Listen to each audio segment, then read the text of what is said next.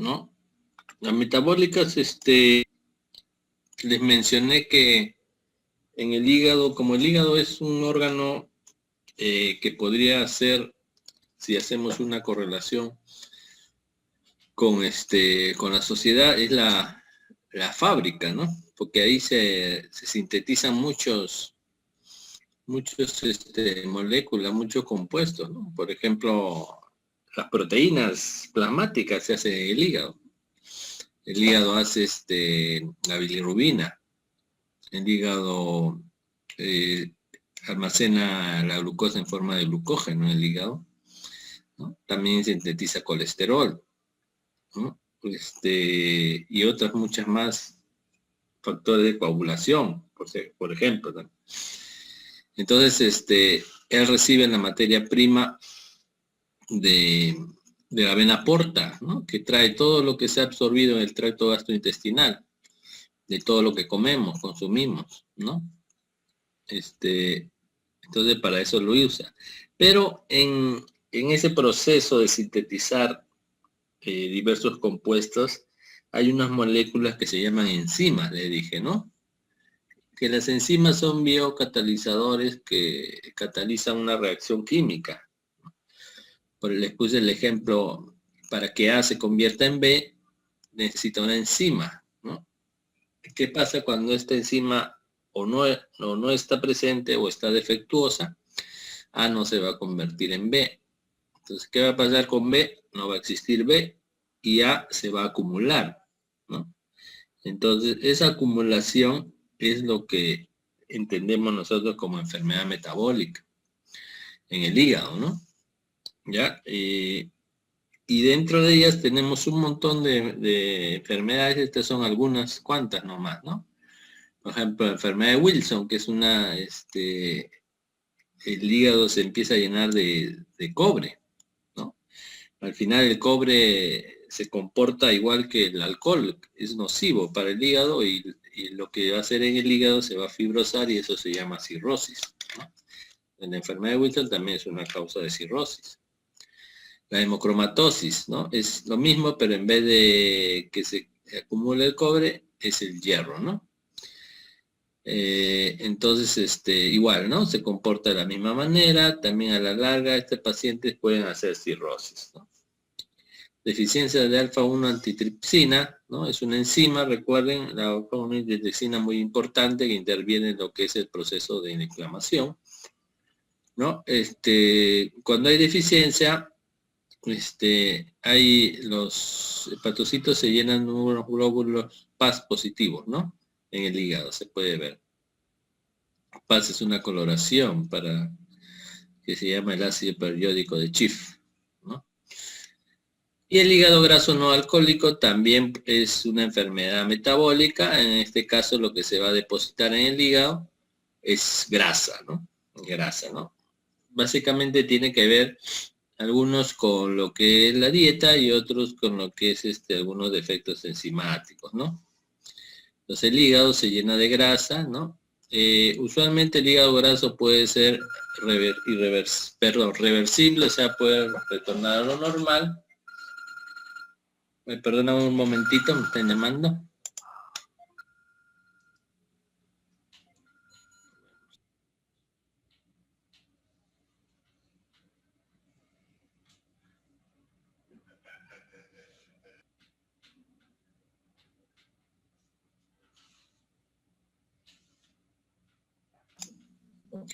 Listo. Nos habíamos quedado en hepatopatía, está, metabólica, ya. Alcohólica, entonces, ¿no? Entonces, me escuchan, ¿no? El alcohol, pues, es una sustancia que de repente al inicio no es tan lesivo para el hígado, porque recuerden ustedes que el hígado tiene una buena capacidad de regenerarse, ¿no? Ante una nox, ante un daño. Pero cuando el estímulo es prolongado y en gran magnitud, sí puede haber un daño, ¿no? Entonces, ¿qué es lo que puede causar la hepatopatía alcohólica? 3 cosas, ¿no? O 3 cuadros clínicos puede hacer en el hígado.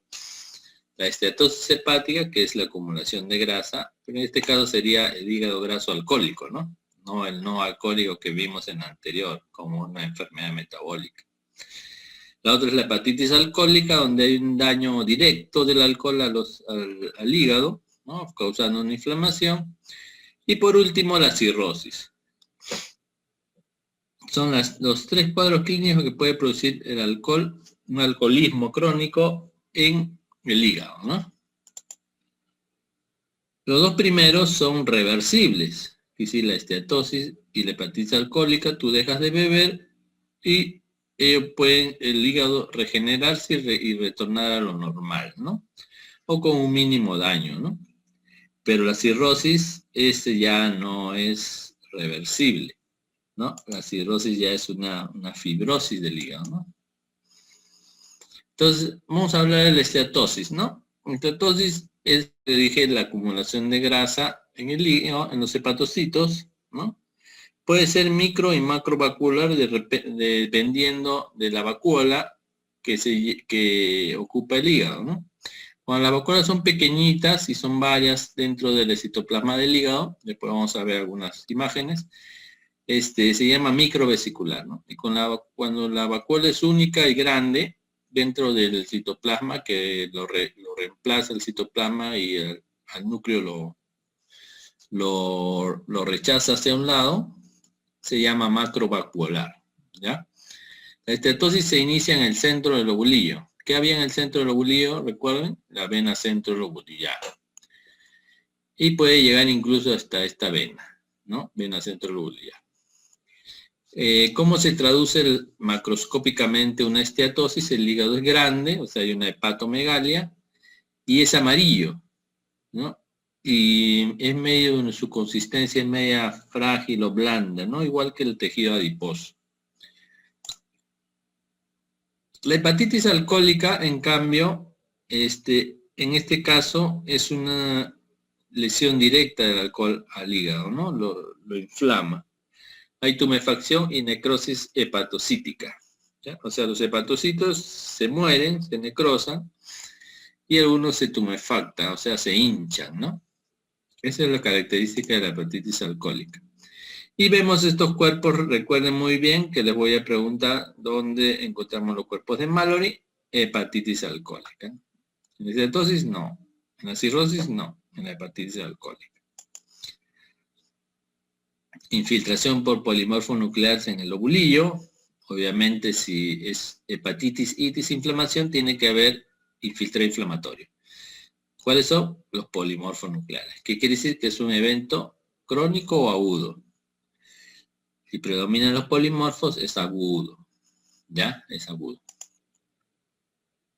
Pero también hay infiltración por linfocitos y macrófagos en el espacio porta, ¿ya? Los polimorfos están en el lobulillo y los linfocitos y macrófagos en el espacio porta. Hay una fibrosis perisinusoidal y perivenular, ¿no? Los sinusoides, recuerden, son los capilares del hígado, ¿no? Son los vasos sanguíneos pequeñísimos por los cuales va a haber el intercambio de todo lo que viene de la vena porta con los hepatocitos, ¿no? Entonces le entra a los hepatocitos a través de los capilares, de los sinusoides, le entra todo lo que se ha absorbido, ¿no? Aminoácidos, glucosa, vitaminas, ¿no? Ácidos grasos, glicerol, todo le entra, ¿no? ¿Ya? Y alrededor de eso hay fibrosis en la hepatitis alcohólica. Y por último, la cirrosis alcohólica. Bueno, esta es la esteatosis. Antes de ver, mira, el hígado es medio amarillento, tiene un tinte medio amarillento, ¿no? Por la acumulación de grasa en los hepatocitos, y es grande, ¿no? Y así se ve, miren, ¿no? ¿Ven esas bolas blancas? Esos están dentro de unos hepatocitos, ¿no? Que ya casi no se ven porque han sido rechazados por la gran vacuola que tienen, ¿no? En este caso es macrovacuolar, ¿no? Porque son las vacuolas grandes. Esta es la estetosis hepática, otros le dicen gota gruesa, porque son gotas grandes, ¿no? Acá está, ¿no? Estetosis hepática. ¿Ya? De repente les pongo esta imagen, diagnóstico de estetosis hepática. Es de la hepatitis alcohólica, ¿no? Miren, ahí están los hepatocitos, hay un infiltrado inflamatorio, una leve fibrosis por ahí, pero no hay esas bolas grandes que veíamos en el anterior, ¿no? Los hepatocitos están casi completos, pero algunos ya están necrosados porque pierden el núcleo, ¿no? Como esto de acá. Me ha quedado la sombra del citoplasma nada más. ¿Ya? Acá le han hecho inmunohistoquímica. Esta es una coloración de tricrómica de Mason que te tiñe de azul todo lo que sea fibrosis o colágeno, ¿no? Que es la fibrosis. Entonces miren, hay una fibrosis perivenular, como lo ven acá, y alrededor de los hepatocitos también, que es perisinusoidal. ¿Ya? Los sinusoides están entre hepatocito y hepatocito. Este infiltrado inflamatorio. Ubiquitina, ya. Esta le hicieron para ver los cuerpos de Mallory. Acá en esta inmunohistoquímica se tiñen con ubiquitina y con citoqueratina, ¿no? Es una tinción de inmunohistoquímica. Acá está la fibrosis perivenular. Y acá está más o menos un resumen de lo que he dicho, el hígado normal, ¿no? Estetosis hepática crece y se torna medio amarillento, ¿no? Pero si tú dejas de comer grasas, o alcohol, perdón, de tomar alcohol, ¿no? Retorna a lo normal, ¿no? Acá hay la hepatitis alcohólica es por una severa exposición al alcohol, ¿no? Y es un cuadro un poco más agudo que la estetosis, ¿no? Hay necrosis de células hepáticas, inflamación, los cuerpos de Mallory, no se olviden, cuerpo de Mallory, cambios grasos, pero también deja de tomar alcohol, puede regresar a lo normal. Y la estetosis se puede ir también a una hepatitis si hay una exposición severa, ¿no? O sea, el hígado ya está con estetosis, pero tienes una exposición severa al alcohol de nuevo, puedes hacer una hepatitis alcohólica también, ¿no? ¿Ya? Y acá, si hay una hepatitis alcohólica repetida, va a la cirrosis. Si hay una estetosis alcohólica y continúa la exposición al alcohol, va a la cirrosis. Y miren cómo se ve la cirrosis. Un montón de nódulos, ¿no? Porque son los nódulos regenerativos, ¿no? En la cirrosis ya hay fibrosis y hay hiperplasia de esos nódulos, ¿ya? Y esto ya es irreversible. Y vamos a hablar de la cirrosis. Entonces la arquitectura del hígado se distorsiona. Normalmente eran los lobulillos que eran hexagonales, ¿se acuerdan? Pero ya se pierde toda esta arquitectura. Empieza a salir los tabiques fibrosos, ¿ya? O sea, son puentes de fibrosis, ¿no? De colágeno. La fibrosis es colágeno, ¿no? O sea, tejido conjuntivo. Hay nódulos de regeneración que están entre los tabiques fibrosos. Y la alteración es difusa, ¿no? No es que una sola parte del hígado esté comprometido, sino todo el hígado está comprometido. Y es irreversible.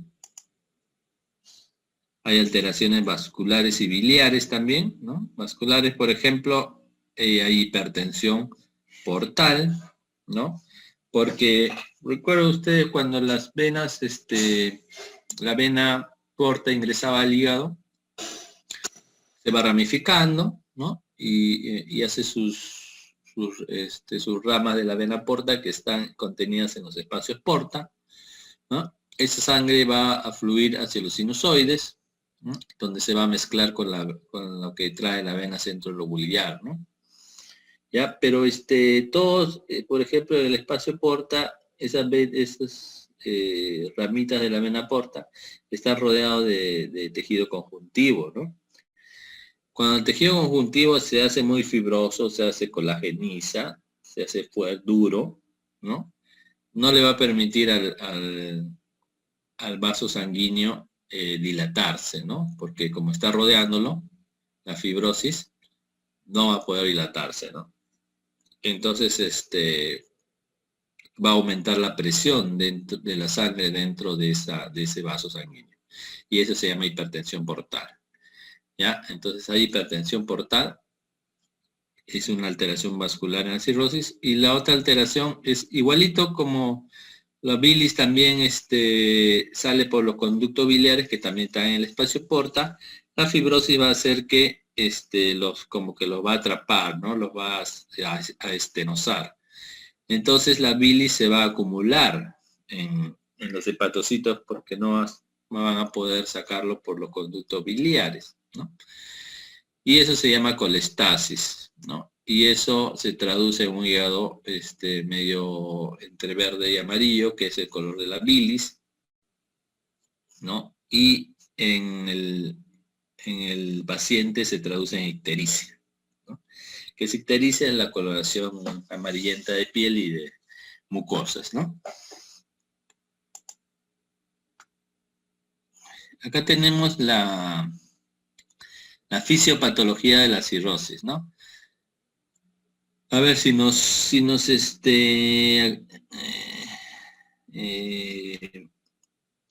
centramos o si nos ubicamos. Estos son los hepatocitos que están formando las trabéculas hepáticas, ¿no? Esto es, este sitio que está acá se llama, en la zona azul, es el sinusoide, ¿no? Ahí está su célula endotelial, la blanquita, ¿ya? Entre sinusoide y hepatocito hay un espacio bien pequeño que se llama, ¿saben cómo se llama? El espacio de Disse, ¿ya? Disse se escribe D-I-S-S-E. Ahí hay unas células que se llaman células de Ito, ¿ya? Células de Ito, otros le llaman células estrelladas, como está acá. Dicen que esas células son las que inician el proceso de fibrosis en la cirrosis.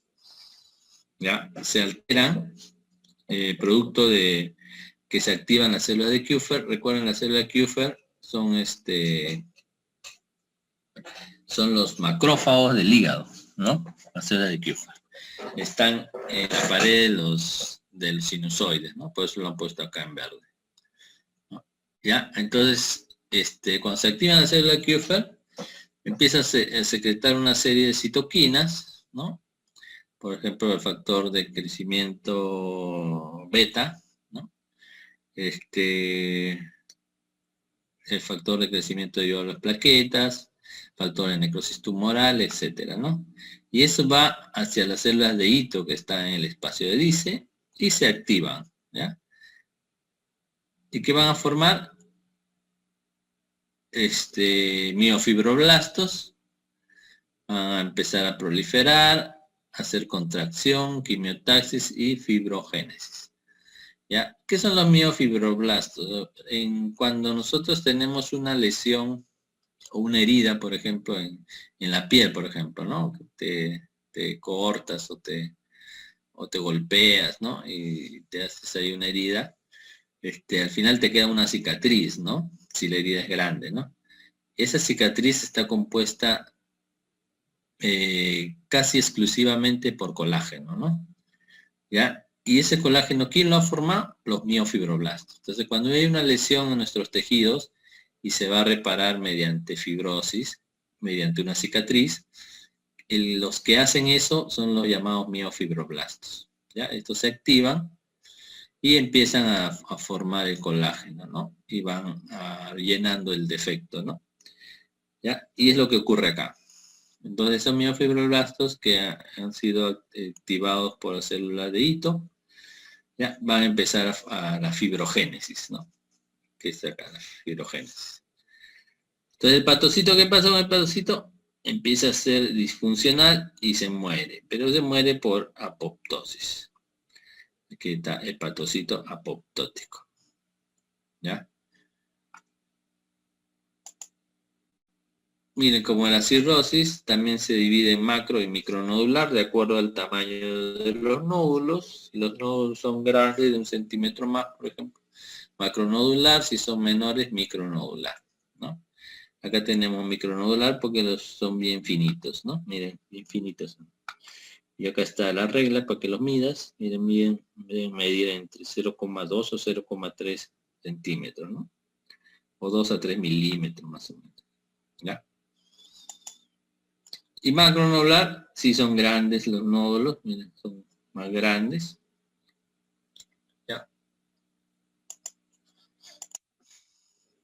Histológicamente se ve así. Este es un nódulo que veían. ¿Cómo está formado? Adentro del nódulo que hay hepatocitos regenerándose, lo poco que queda, y está rodeado por esta como una cápsula rosada, ¿no? Eso es la fibrosis. Y la fibrosis tiene unos puntitos morados, ese es el infiltrado inflamatorio que hay, ¿no? Y dentro del nódulo regenerativo hay unas bolitas blancas, eso es esteatosis. ¿Ya? Entonces, miren todo lo que podemos ver en una cirrosis, ¿no? Miren acá qué bonito se ven los nódulos regenerativos y rodeados de fibrosis, ¿no? Todo esto es fibrosis. Acá hay otro nódulo, acá hay otro nódulo. ¿Ya? Acá voy a poner esta imagen, a ver. Aunque no permite poner imagen, ¿no? Debería permitir. Acá le han hecho una tricrómica de Mason. Recuerden que dijimos que teñía de azul la fibrosis, ¿no? Y justo acá está tiñéndola. Acá un poco menos, pero acá sí está más, ¿no? De azul. Esa es la fibrosis. ¿Ya? Y es fibrosis en puente, ¿no? Porque va de un lado hacia otro, ¿no? De un espacio porta hacia otro espacio porta. Esa es la cirrosis. Recuerden, el tratamiento es definitivo, es trasplante de hígado, ¿no? Entonces estos pacientes tienen que buscar su donador, ¿no? Que le pueda donar el hígado, porque a la larga el hígado se es fibrosar todo y nosotros no podemos vivir sin hígado, ¿no? Es incompatible con la vida. ¿Qué otras cosas podemos ver en el hígado? Infecciones por bacterias y por parásitos, ¿no? Ya vimos por virus, que eran los virus hepatotropos que formaban la hepatitis, ¿no? A, B, C, D, E, ¿no? Pero también hay bacterias y parásitos que pueden comprometer el hígado, ¿no? Por ejemplo, tenemos los abscesos hepáticos, ¿ya? Un absceso es una colección, ¿no? De polimorfonucleares, o sea, células inflamatorias, células muertas, de repente colonias de gérmenes, ¿no? Todo eso es un absceso, ¿no? Los abscesos hepáticos pueden llegar por vía hematógena al hígado o por vía biliar ascendente, ¿no? Si es que hay una colangitis, por ejemplo. Y eso llega al hígado y se forma ahí, se deposita y se forma un absceso, ¿no?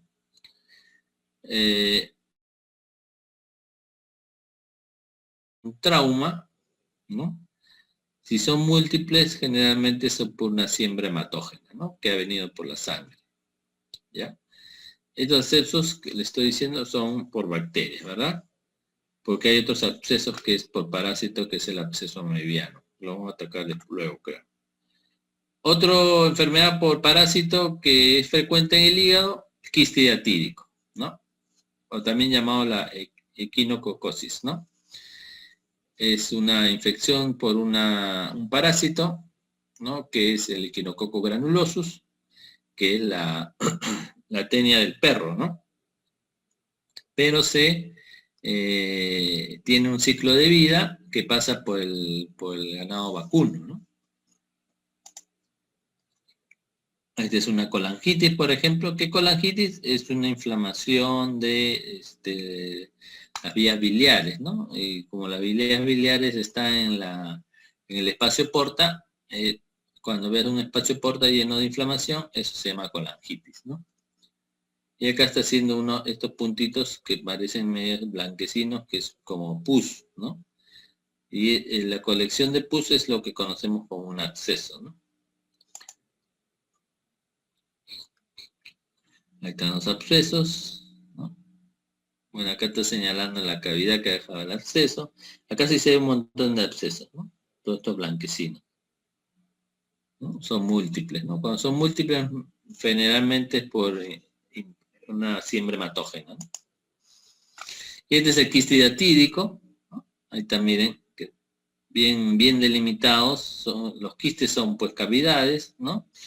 Ahí tenemos la membrana de quiste hidatídico. Ustedes ya han llevado parasitología, ¿no? Entonces ya deben saber esto. Tiene sus membranas, la anista, la germinativa y la adventicia, ¿no? Y estos son los escoles que hay dentro del quiste, ¿no? Con sus ganchos. No hemos hablado del absceso amebiano, ¿no? Pero un absceso también frecuente en el hígado es por la ameba histolítica, ¿no? Que viene del colon, ¿no? Ellos están en el colon, pero como son parásitos que fácilmente penetran el tejido, ¿no? Por contigüidad pueden llegar al hígado, ¿no? Y hacer ahí también su absceso, ¿no? Absceso amebiano, también se llama. Ahora vamos a hablar de otro tipo de cirrosis que se llama la cirrosis biliar primaria. El cuadro histológico es un poco parecido a la cirrosis alcohólica de la que hemos hablado, pero la patogenia es totalmente diferente, ¿no? Acá la cirrosis biliar primaria estamos hablando de una enfermedad autoinmune, ¿ya? Donde hay una serie de eventos que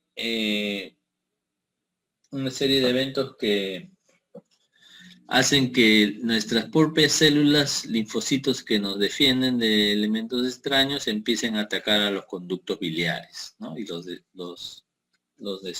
necrosan, ¿no? Eso se llama cirrosis biliar primaria, ¿ya? Entonces una destrucción granulomatosa de conductos biliares de mediano calibre, usualmente es en mujeres, ¿no? Casi exclusivamente es en mujeres, ¿no? ¿Sabe por qué? Está en la edad media de la vida y hay en la sangre podemos aislar anticuerpos antimitocondria, ¿no? ¿Ya? Entonces en estos pacientes, una vez que si se ataca los conductos biliares, se obstruyen. Si se obstruyen, se inflaman. Si se inflaman, hay una cicatrización, ¿no? Y la cicatrización te va a conducir a una cirrosis. ¿Ya? Esa es la cirrosis biliar primaria. Entonces, ¿por qué se forma? No se sabe, ¿no? O sea, ¿cuál es la causa? Se sabe que es una enfermedad autoinmune, pero la causa que lo desencadena todavía es desconocida, ¿no? Afecta a distintas zonas del hígado, hay una lesión ductal florida, o sea, ductal me refiero a los conductos biliares, la lesión hepática es progresiva, como los conductos empiezan a lesionarse, empiezan a proliferar para contrarrestar la pérdida, ¿no? De conductos, ¿no? Entonces hay una proliferación ductal, hay colestasis, que le dije que era colestasis, aumento de la bilirrubina en los hepatocitos, ¿no? Entonces también los hepatocitos medio verdosos, su citoplasma. Es colestasis. Y fibrosis de inicio portal, ¿ya? Recuerden, la fibrosis en la cirrosis biliar primaria se inicia en los espacios porta, porque en la cirrosis alcohólica les dije que era perivenular y perisinusoidal, ¿ya? Eso también ténganlo presente. Entonces, ¿qué vamos a ver en la lámina? Histiocytos epitelioides, linfocitos, miren, todos estos moraditos son linfocitos. Los histiocytos epitelioides son estos que están acá en el medio. Plasmocitos, bueno, en este momento no se puede ver. Eosinófilos son estos rojitos. Y macrófagos, tampoco se puede ver. Esta es la proliferación ductal que podemos ver. No sé si se ve, acá hay el conducto, este de acá, este de acá, este de acá. Como hay mucha inflamación, un poco difícil de ver, ¿no? Ahí está el infiltrado inflamatorio en los espacios porta y los tractos fibrosos, ¿no? O sea, todo esto es como un tracto fibroso. ¿Ya? El resto sí es hepatocitos, ¿no? Miren acá, a diferencia de la cirrosis alcohólica, no hay nódulos regenerativos, ¿no? No hay esos nódulos. Ya, la otra enfermedad es una colangitis esclerosante. ¿Ya? Colangitis, recuerden, es la inflamación de los espacios porta, o sea, porque hay conductos biliares ahí que se inflaman. Esclerosante viene de fibrosis también, ¿no? Se esclerosa, se fibrosa, ¿ya? Entonces, hay una inflamación y fibrosis con constricción segmentaria de los conductos biliares intra y extrahepáticos. Se asocia a colitis ulcerosa, ¿no? Ya hemos visto que es la colitis ulcerosa, es una parte de la enfermedad inflamatoria intestinal, ¿no? La colangitis esclerosante predomina en hombres en rango de 2 a 1 y ocurre más frecuente en la tercera, quinta década de la vida.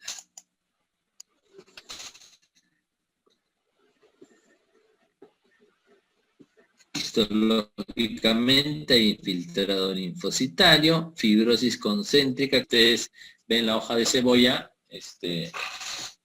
tiene unas líneas que son concéntricas, ¿no? Casi paralelas, pero curvas, pues, ¿no? Hay atrofia del epitelio y entre las áreas de estenosis hay dilatación. Pero la fibrosis concéntrica es la que más llama la atención, ¿no?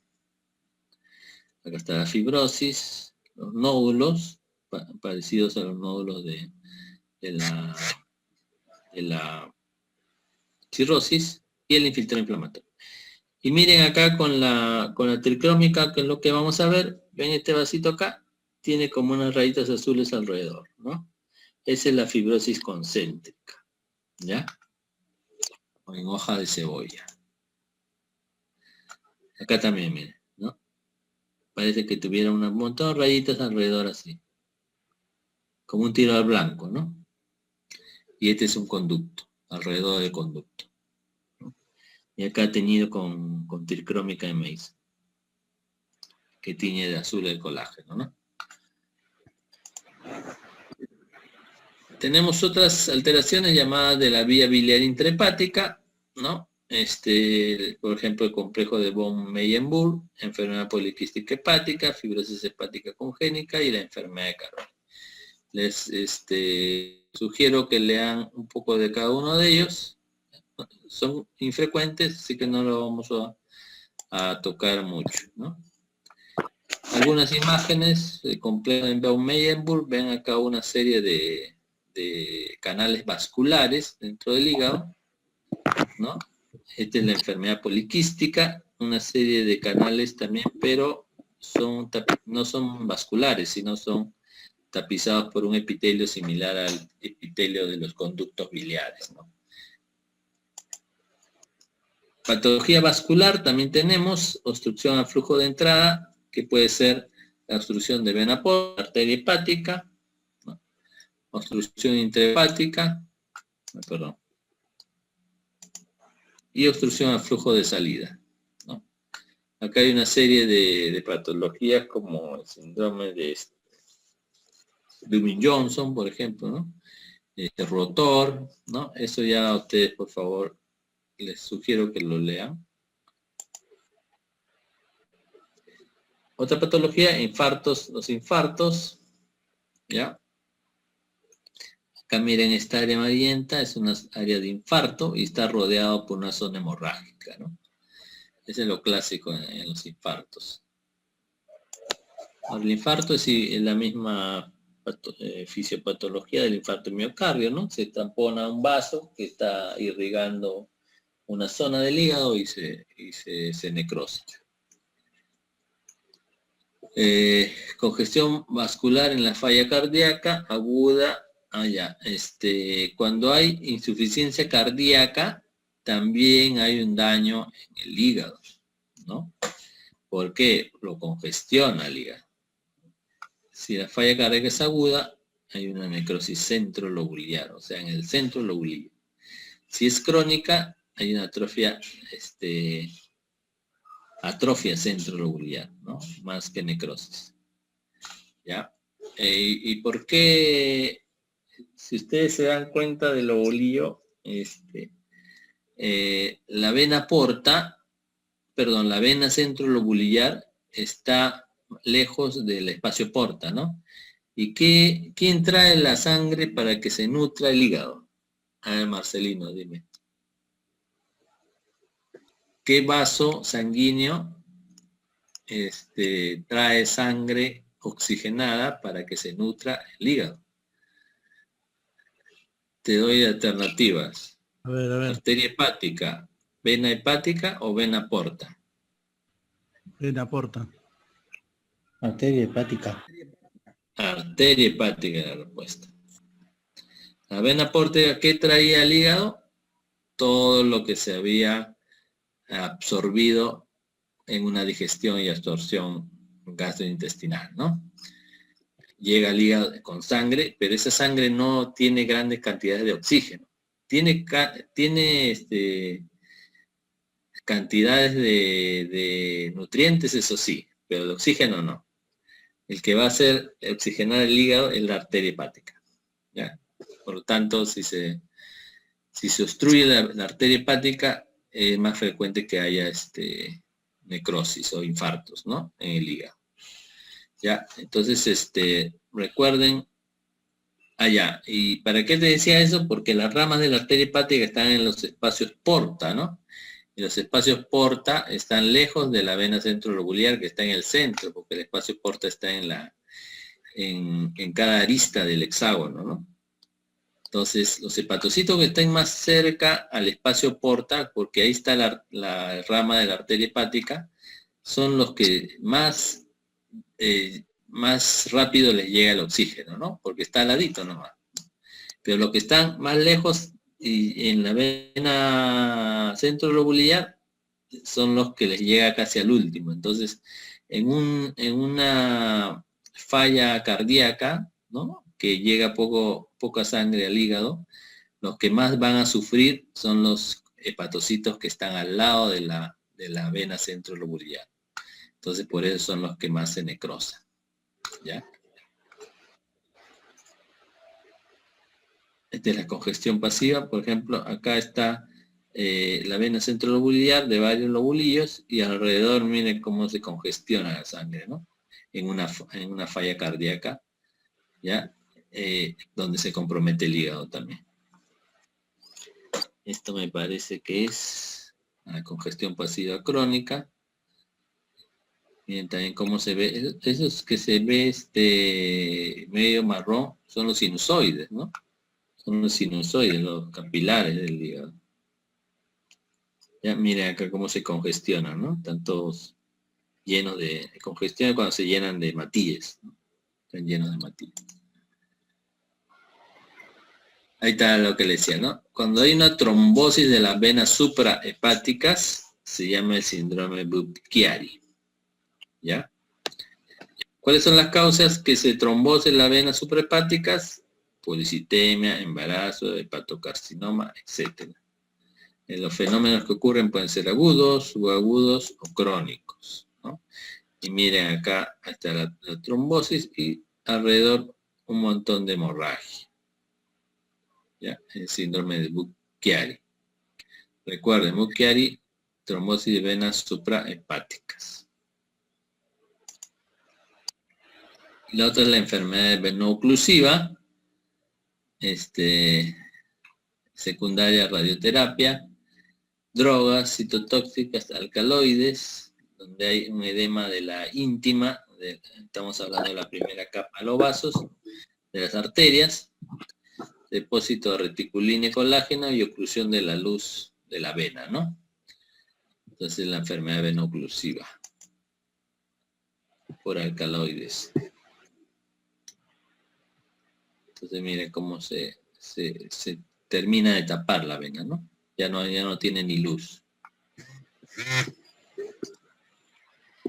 Y eso es con respecto a la parte no neoplásica. Y ahora vamos a hablar de las neoplasias del hígado, ¿no?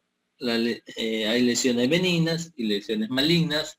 Primero hablamos de las benignas, ¿no? Más frecuente es el hemangioma cavernoso, que es un tumor vascular donde se forma un montón de canales sanguíneos grandes, ¿no? Llenos de hematíes, ¿ya?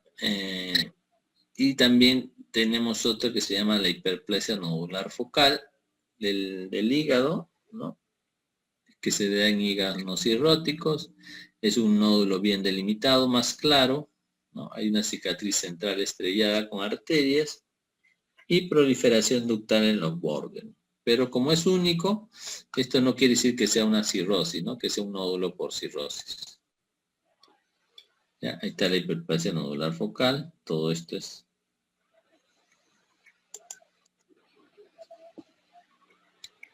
¿Ya? Y los otros neoplasias benignas son los adenomas, ¿no?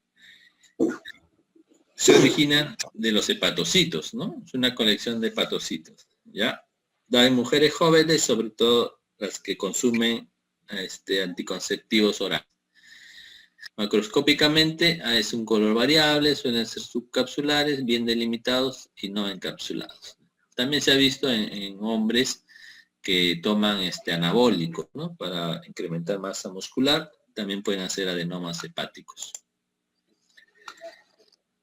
Microscópicamente se ve sábanas y trabéculas de células igualitas a los hepatocitos, ¿no? Pero hepatocitos ¿no? Similares.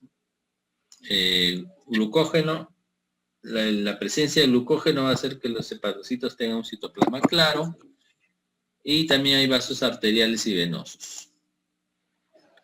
Y vemos así, ¿no? Este es el hígado y este es un adenoma. Bien delimitadito, ¿no? Acá hay otro mismo. ¿Ya? Son lesiones focales. ¿Ya? Entonces cuando lo vemos, mire, este es el hígado acá, ¿no? Hígado normal. Acá está la división entre el adenoma, ¿no? Se parecen un poco, de repente acá están más separados, ¿no? Acá también todo lo normal y este es el adenoma, ¿no? Pero no hay una atipia celular porque es una lesión benigna, ¿no? Ahora pasamos a las neoplasias malignas. Grábense bien, que os voy a preguntar. Cuando tú tengas una neoplasia maligna en el hígado, lo más frecuente es que sea una metástasis. ¿Ya? Eso sí, grábenselo bien. Entonces, ¿qué tenemos que hacer? Buscar el sitio primario, ¿no? Pero pueden ser primarios también del hígado, sí, también pueden ser primarios. ¿Y cuáles serían las en orden de frecuencia? El carcinoma hepatocelular, también llamado hepatocarcinoma, el colangiocarcinoma, el angiosarcoma, el hepatoblastoma epitelial y mesenquimal, ¿ya? Pero de todos, esos dos son los más frecuentes, el carcinoma hepatocelular y colangiocarcinoma, de los primarios, ¿no? Vamos a hablar entonces del hepatocarcinoma. ¿Cuál es la patogenia? Se asocia a virus de hepatitis B y C, ¿no? O sea, si tú has tenido el antecedente de haberte contagiado, de haber tenido hepatitis viral B o hepatitis viral C, ¿no?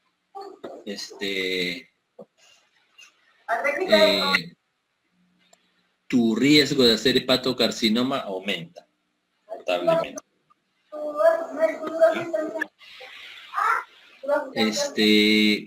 ¿Qué otras causas pueden ser?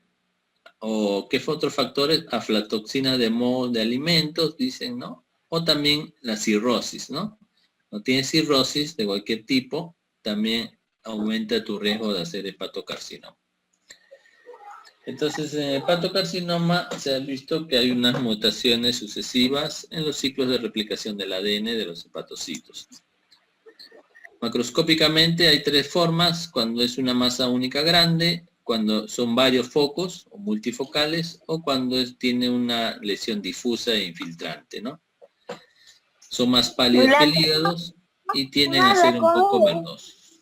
Apaguen su micrófono, por favor. Microscópicamente invaden vasos, ¿no? Entonces hacen metástasis intrahepática, se pueden ir a otro lado del hígado. Bien diferenciados pueden ser, o anaplásicos, que es poco diferenciado, ¿no? O casi indiferenciado, ¿no? ¿Qué quiere decir bien diferenciados? Que se parecen al tejido que le dio el origen, ¿no? En este caso se van a parecer mucho los hepatocitos normales. Y anaplásicos es cuando no se parecen en absolutamente nada, ¿no? Incluso son células totalmente deformes, monstruosas, ¿no? Con un montón de mitosis atípicas, etcétera, ¿no? Eso significa anaplásico, ¿ya? Y los patrones son la arquitectura, ¿no? Cómo se disponen las células neoplásicas. Pueden formar trabéculas, es un patrón trabecular. Pueden ser mantos totalmente sólidos, es el patrón sólido. Pueden formar glándulas, pseudoglandular o acinar. Pueden ser en fila india o tener una forma de dispersarse en forma,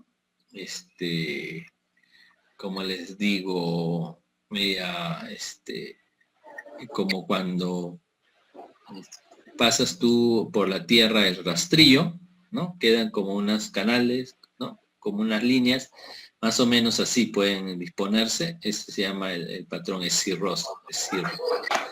Y el fibrolamelar, que es muy, muy parecido al hígado normal, incluso puede pasar desapercibido, si uno no tiene la suficiente experiencia para verlo, ¿no? Y da en jóvenes, tiene mejor pronóstico y no está asociado ni a ningún tipo de virus ni a cirrosis, ¿no? Y el marcador por excelencia del hepatocarcinoma es la alfa-fetoproteína, tanto en sangre como en el tejido se puede detectar, ¿no? Y eso te da el diagnóstico, sobre todo cuando el tumor es anaplásico y no sabes si es primario o ha venido de otro lado, ¿no? Y acá tenemos, miren, el hepatocarcinoma, miren, esta es tremenda masa y tiene unos chiquitos satélites, ¿no? Y acá está la masa, y estos son sus satélites, ¿no? Ven. Acá está el nódulo y acá sus satélites. Con cuidado, saca. Pero apaguen su micrófono, por favor. Ya, acá está el hepatocarcinoma. Ahí también el sólido trabecular, ¿no? Hacen como trabéculas. El difuso, el trabecular, el pseudoglandular y el fibrolamelar. El otro tumor maligno primario del hígado es el colangiocarcinoma. Este sí no se vincula ni a virus ni a cirrosis. Y se relaciona con torotras, ¿no? Que es una sustancia que se usa para las placas, ¿no? Para tomarles placas. La arquitectura es similar a la de otros adenocarcinomas, porque es un bien parecido a adenocarcinoma, ¿no? Entonces, en estos casos, la duda es, ¿este adenocarcinoma es un colangio o es un adenocarcinoma de otro órgano que ha hecho metástasis al hígado, ¿no? Esa es la gran pregunta, ¿no? Hay una reacción desmoplásica, que es una reacción fibrótica en respuesta a la infiltración del hígado por esta neoplasia. Se disemina por vía hemática y linfática. Y acá tenemos, miren, las glándulas. Y se forma varios nódulos, ¿no? Varios nódulos. Y acá se ve así, ¿no? Este es ese tumor, ¿no? Estos son los hepatocitos que quedan todavía. Patología de vías biliares, vamos a hablar básicamente de la vesícula biliar. Tenemos litiasis biliar, ¿no? Tenemos colecistitis, ¿no? La litiasis biliar es la presencia de cálculos en la vesícula biliar. La colecistitis es la inflamación de la vesícula biliar y está bien íntimamente ligada a la litiasis, ¿no? Puede ser aguda, puede ser crónica, de acuerdo a la evolución. La crónica hay más exudado inflamatorio, producción de fibrosis, senos de Ashur-Rokitansky, calcificación de la pared, que te da una vesícula en porcelana, dicen. Colesterolosis, que es la presencia de macrófagos espumosos en la mucosa de la vesícula, y la hidropesía vesicular, ¿no? También puede haber carcinoma de vesícula biliar, ¿ya? y carcinoma de la vía biliar principal. Ya, esto es la formación de cálculos, ¿no? Formación de cálculo. Hay dos tipos de cálculos, ¿no? O de compuestos que forman el cálculo, ¿no? Hay los cálculos de colesterol y los cálculos de sales biliares, ¿no? O biliares le llamamos nosotros. Los de colesterol son amarillos, ¿no? Y cuando tú los aplastas se deshacen, ¿no? En cambio los de sales biliares son más duros, ¿no? Son como piedra de río. Esos son duros, no lo puedes deshacer cuando los aplastas. Y acá ven, ¿no? Miren la litiasis, acá está el montón de piedritas. Colicitis aguda, miren, la mucosa está abierta acá, la mucosa es la vesícula rojiza, ¿no? Y la crónica, miren, está lleno de linfocitos y células plasmáticas. Y el carcinoma de vesícula biliar también son masas grandes, ¿ya? Mira acá incluso hay cálculo. Son masas grandes que están dentro de la vesícula, ¿no? En esa parte acabamos y nos faltaría el hígado, ¿verdad?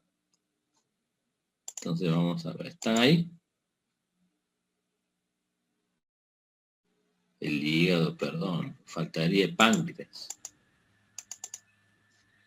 Y está acá también de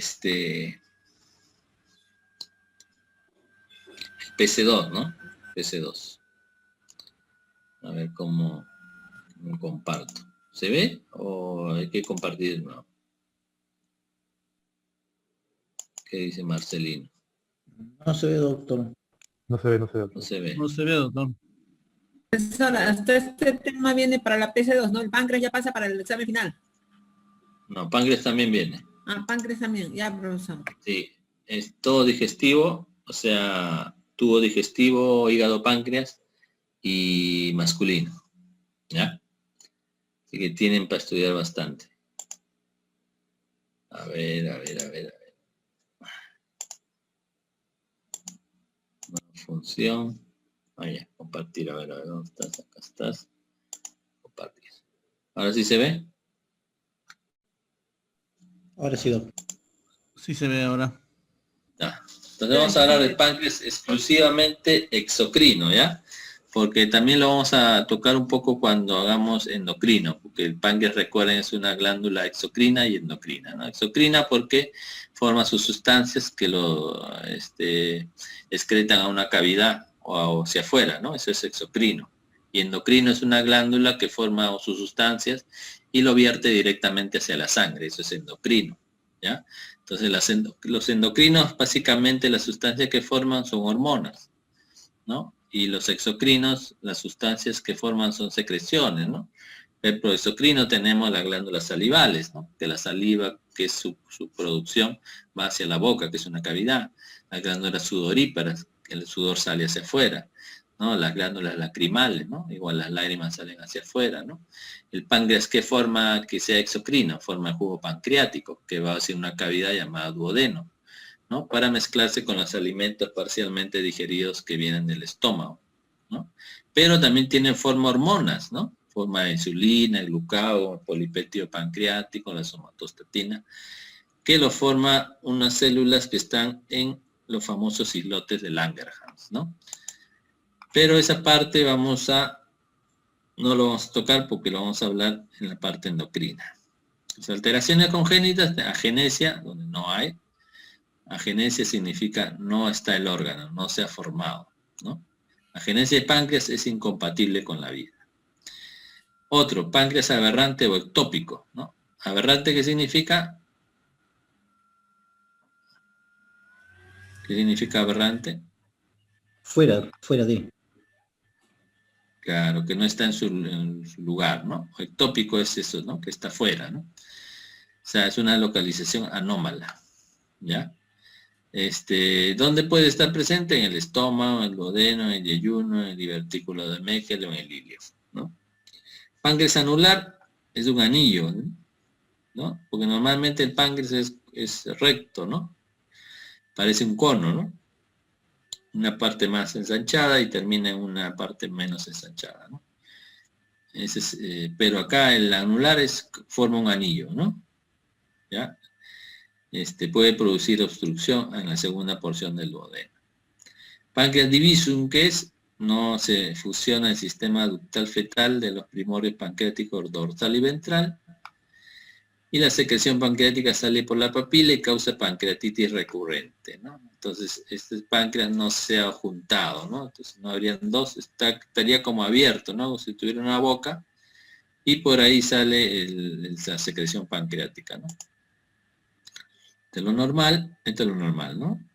Como un cono, le dije, ¿no? Y la cabeza está rodeada por la segunda porción del duodeno, ¿no?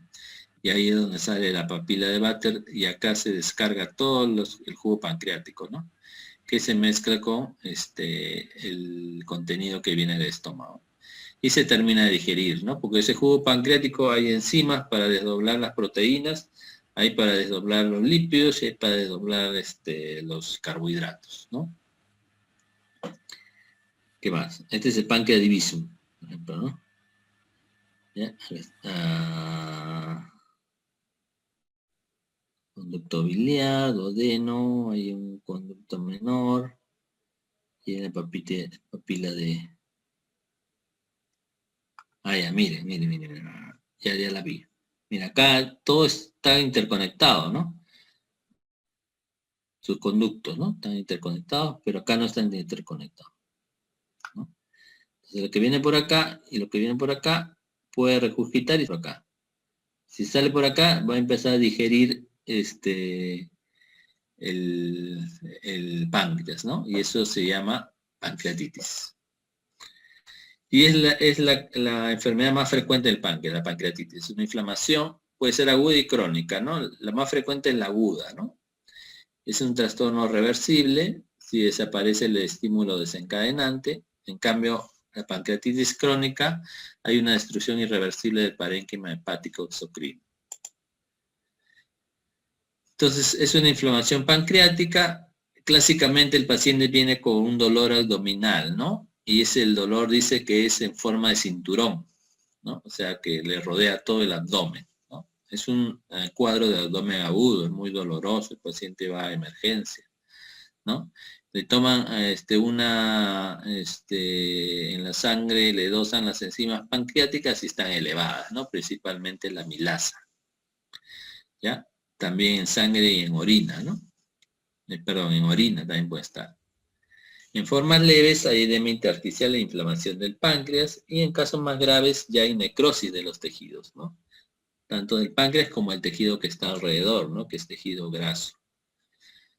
Ya, en la forma más grave hay pancreatitis hemorrágica aguda, ¿no? Que incluso esto puede terminar en muerte, ¿no? En fallecimiento.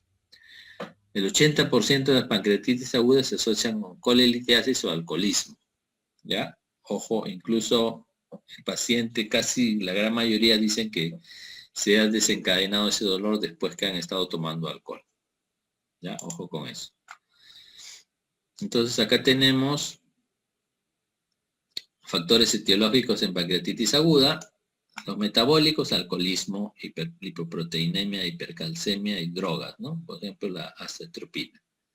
Genéticos, mutaciones en el tripsinógeno catiónico e inhibidor de la tripsina, en los genes, ¿no? En esos genes.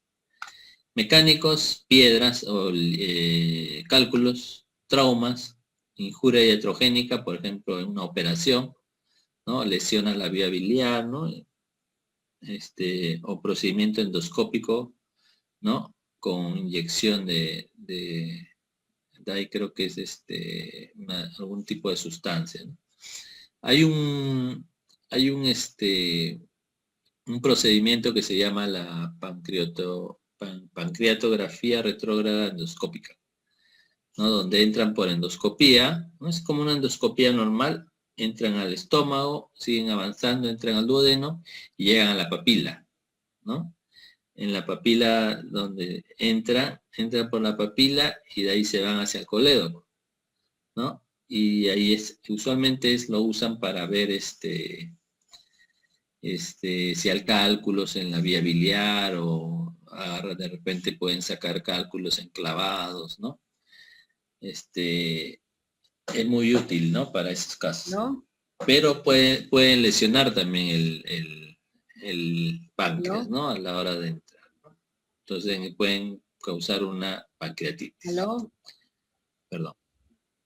¿Sí? Ya. Causas vasculares, shock, arterioembolia, vasculitis. Infecciones, MUMS. ¿Qué es MUMS? ¿Saben? Paperas. ¿Ya? Miren, las paperas también te comprometen el páncreas, los testículos también les dije, creo, que les compromete, pues sobre todo si te da paperas de adulto, ¿no? Patogenia, una inapropiada activación de la tripsina en el páncreas que convierte las proenzimas en enzimas activas y convierte la precalicreína en calicreína, con lo que se activa el sistema de cininas y la coagulación. El resultado neto es la inflamación pancreática y la trombosis. Las manifestaciones son proteólisis de los tejidos, lipólisis y hemorragia debido al efecto destructor de las enzimas pancreáticas liberadas. Ya les dije que el jugo pancreático salía por el páncreas y se vertía hacia el duodeno, ¿no? Pero ellos salen en forma inactivas, ¿no? ¿Por qué? Porque si están activas, imagínense, van a digerir al páncreas, porque el páncreas también está formado de proteínas, de lípidos y de carbohidratos, ¿no? Entonces, si esas enzimas desdoblan esos compuestos, y si se activan dentro del páncreas, lo van a empezar a digerir al páncreas, ¿no? Entonces salen en forma inactiva, o también llamados proenzimas. Una vez que están dentro, llegan al duodeno, ahí recién se van a activar, ¿no? Pero, ¿qué pasa en la pancreatitis? Hay una activación inapropiada, ¿no? Entonces ellos se van a activar, las enzimas se activan dentro del páncreas. Entonces empiezan a digerir al páncreas, ¿no? ¿Cuáles son los mecanismos que explican la activación de estas enzimas pancreáticas? Obstrucción del colédoco por cálculos, lesiones de células acinares por virus, tenemos las paperas, por ejemplo, fármaco, la atropina, traumas o isquemia, ¿no? En un shock, por ejemplo. Trastorno del transporte intracelular de las proenzimas también. El alcohol, ¿no? Ojo.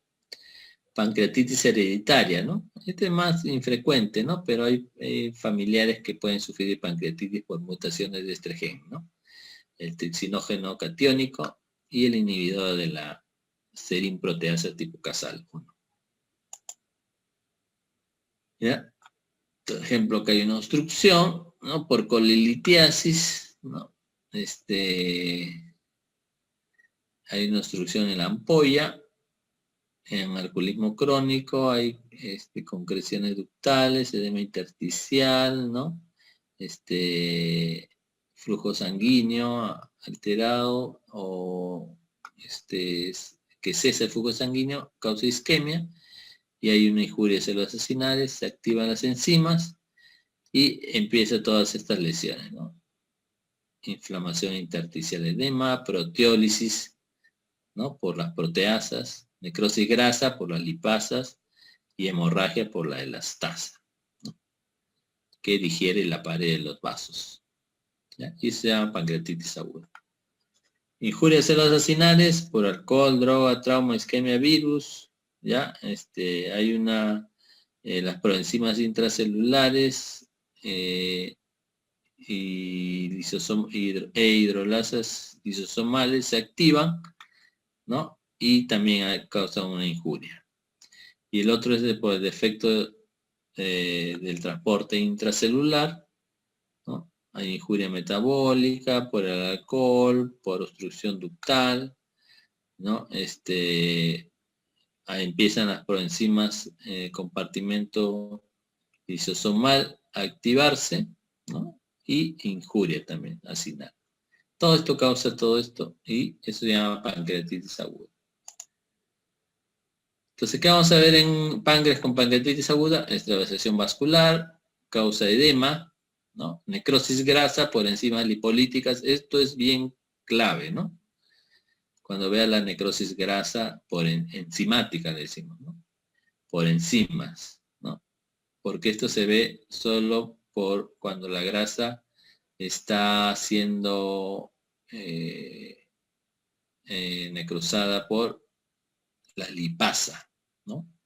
Y la lipasa hay en el hígado, ¿no? Hay una lipasa también en la saliva, ¿no?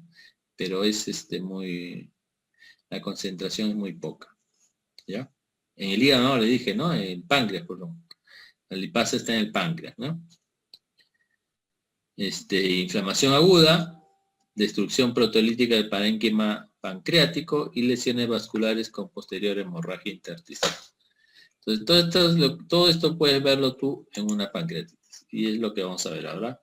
Esta parte más o menos está conservada, pero la cabeza justo está hemorrágica, ¿no? Y con necrosis, ¿ya? Esa es la pancreatitis aguda. Miren, y ven esta parte de acá. Estas bolas eran antes grasa. Ahora está como medio borrado, ¿no? Yo siempre les digo que es como cuando dibujas con tu lápiz y encima con tu lápiz de color y encima le pasas un papelito, ¿no? Antes tenían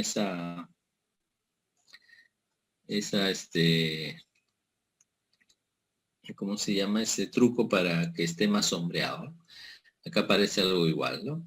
Pero esto significa necrosis grasa enzimática, ¿ya? Y es la grasa que está periférica del páncreas, ¿no? Y el páncreas es Toda esta zona está necrótica, con un montón de células inflamatorias, con hemorragia. Acá ha quedado un poco, pero también tiene hemorragia, ¿no? Entonces, esta es una pancreatitis aguda, ¿no?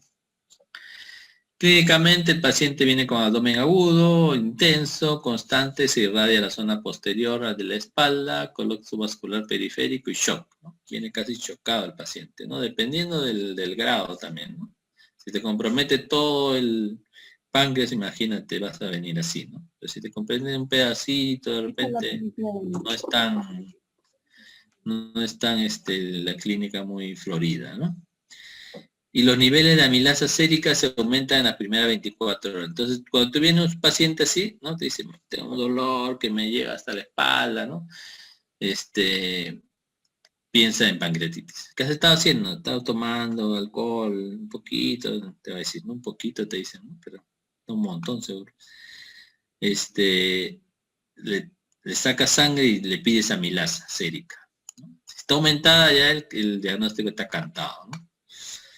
Luego también se eleva la lipasa. La lipasa es otra enzima del páncreas que también se eleva. Pero se eleva luego, ¿no? Primero se eleva la amilasa. ¿Ya?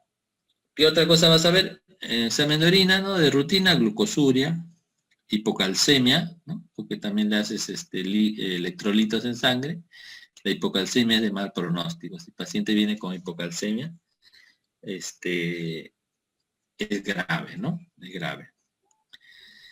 Se forman pseudoquistes pancreáticos también, ¿no? Y si el páncreas se recupera, puede recuperar su función, dice. Y la otra contraparte es la pancreatitis crónica, ¿no? Es una inflamación pancreática con destrucción del páncreas exocrino y fibrosis, ¿no? Y es irreversible, ¿no? También la patogénesis del alcoholismo, pero otras causas tenemos la hipercalcemia, hiperlipemia, el páncreas divisum, ¿no? Pancreatitis hereditaria y malnutrición con deficiencia de proteínas. ¿Cuáles son los desencadenantes? Obstrucción ductal, efecto tóxico metabólico, estrés oxidativo y fibrosis intersticial iniciada por una pancreatitis aguda. Morfología: se sustituye el tejido sinal por el tejido conjuntivo fibroso, hay dilatación variable de conductos, calcificaciones y pseudoquistes. Miren que acá no hay necrosis, ¿no? Porque cuando algo es crónico, casi ya no hay necrosis, ¿no? Más se reemplaza ya por la fibrosis, se cura, ¿no? La herida, ¿no? Eso se llama curación de heridas, pero no es regeneración. Regeneración es cuando un tejido se daña y vuelve a ser el mismo que era antes, ¿no? Pero cuando se daña y se mueren sus células y se reemplaza por fibrosis, por una cicatriz, eso es curación de herida, pero no es regeneración, ¿ya? Entonces, lo que pasa acá es una curación. Pero lo malo es que se reemplaza el tejido que debe funcionar del páncreas por tejido fibroso que no funciona como un páncreas, obviamente, ¿no? Y miren lo que ven, todo esto es fibrosis. Mira, esto es lo que queda de los conductos y lo que queda de acinos es este de acá, ¿no? Mira, y los conductos se dilatan, ¿no? Por la fibrosis, ¿no? Casi acá no hay páncreas. Entonces acá tenemos pancreatitis, la correlación, ¿no? Pancreatitis aguda y pancreatitis crónica, ¿no? Mira, acá sí hay necrosis, ¿no? Y acá se puede, cuando se resuelve, si no es muy grave, puede regresar a lo normal, pero cuando se resuelve la crónica, miren, hay pérdida de células del páncreas, acinares, y se rodea de fibrosis, ¿no? Acá hay poca fibrosis. Por último, los tumores del páncreas, tenemos, esta es la clasificación histológica. Dentro de los malignos, carcinoma de células ductales es el 90% de todos los casos. Entonces, todo el resto que está abajo, 10%. Pero hay que mencionarlos. Células acinares, papilar mucinoso, anillo sello, adenocamoso indiferenciado, mucinoso, células gigantes, mixto, células pequeñas, cistoadenocarcinoma sin clasificación, pancreatoblastoma, neoplasia papilar quística, ¿no? Esto yo tenía un caso, por ejemplo, son bien infrecuentes, bien raros. Como le digo, la carcinoma de células ductales es del 90%. Malignidades marginales se refiere a que está en el límite entre lo benigno y maligno. Tumor cístico mucinoso, tumor papilar mucinoso intraductal con displasia, tumor sólido pseudopapilar. Carcinoma de páncreas endocrino. Entonces es de lo que vamos a hablar, ¿no? El de células ductales. Es más frecuente en la cabeza y produce obstrucción biliar. En el cuerpo cola suele ser clínicamente silencioso, ¿no? Y eso es lo triste de un cáncer de páncreas, ¿no? Cuando tú lo descubres, ya te queda ya poco tiempo de vida, ¿no? He tenido la suerte de perder a dos colegas, ¿no? Un dermatólogo que tuvo cáncer de páncreas, que era del Hospital 2 de Mayo, ¿no? Y una doctora de promoción que acabó conmigo, ¿no? También le dio cáncer de páncreas, ¿no? Pero cuando le descubrieron no pasaron ni el mes, ¿eh? Se van al toque. El cáncer de páncreas es así, ¿ya? Etiología y patogenia, el fumar, este es un factor de riesgo. Así como lo es en el pulmón, también es en el páncreas, ¿no? Fumar. Dieta rica en proteínas y grasas, también dicen. Histológicamente, generalmente es un adenocarcinoma, ¿no? Como veíamos, adenocarcinoma en un montón de órganos, ¿no? Es tubular, bien diferenciado, es cirroso. Se disemina por invasión local, hace metástasis linfógenas y hematógenas. La evolución es muy desfavorable, lo que les dije, ¿no? Generalmente es irresecable, ¿no? Porque es una zona, está en el retroperitoneo, es una zona bien difícil de ser abordada quirúrgicamente, ¿no? El 90% de los pacientes no sobrevive más de 6 meses, ¿no? Después del diagnóstico. El 90%, casi todos. El 10% de los casos se acompaña de tromboflebitis migratoria de patogenia no aclarada. Y esta es la historia natural, ¿no? El conducto pancreático, este es lo normal, sus celulitas, ¿no? Hacen un epitelio simple cúbico. Acá en el PAN1 hay varias clasificaciones, ¿no? Este se refiere a neoplasia intrapancreática, ¿no? En neoplasia intrapancreática, ¿no? 1A, empiezan a crecer un poco las células, más no el núcleo, sí igual, ¿no? Solo crece el citoplasma. Acá también crece el citoplasma, pero se hace ondulante en el 1B. En el 2 ya se hace más ondulante, pero los núcleos, miren, acá hasta las 3 primeras imágenes estaban en una sola hilera, ¿no? Pero acá ya hay unos más abajo, otros más arriba, incluso han crecido, ¿no? Y acá, mire, ya los núcleos se han hecho unos más grandes, unos pequeñitos, hay mitosis, ¿no? Ya hay un desarreglo mucho mayor, ¿no? Y se forman estas estructuras que se llaman papilas. Este es el 3. Pero acá todos, lo rojito es el tejido conjuntivo de abajo, ¿no? Mientras todo crezca dentro del epitelio, es intraepitelial. Pero acá ya roto la membrana basal y se ha metido al tejido conjuntivo que está abajo. Esto ya es carcinoma invasivo, ¿no? Ya, esa es la secuencia de la... Miren, este tumor ha comprometido casi todo el páncreas. Acá queda un poco de páncreas y el tumor está en la cabeza. Miren cómo es el tumor y acá miren las células neoplásicas.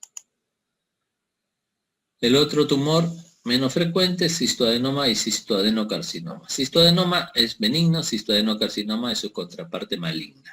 Son infrecuentes, pueden medir más de 10 centímetros, la célula neoplásica cilíndrica reviste en cavidades, ¿no? Porque cisto viene de quiste, o sea, es una cavidad de contenido mucinoso.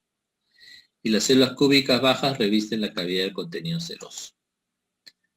Entonces acá miren, parece como el parénquima de una mandarina, ¿no? O de una naranja, ¿no? Tiene unas cavidades ahí, ¿no?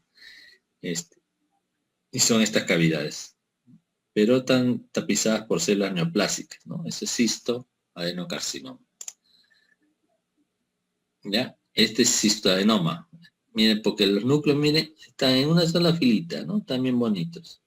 Solamente ha crecido el largo del citoplasma. Este es benigno. Este es cistoadenoma. Pero acá, miren, ya se ha metido a esta parte que es del tejido conjuntivo y forman unas estructuras medias papilares, se llaman, ¿no? Por eso le dicen papilar. Y acá también se ve medio como velloso, ¿no? Esos vellosos son papilas. La neoplasia mucinosa papilar intraductal. Miren, este es duodeno, ¿no? Y cuando compromete la cabeza, también por extensión compromete al duodeno, ¿no? Y ahí terminamos. ¿Alguna pregunta? ¿Duda o queja? Entonces ya están expeditos para dar su examen de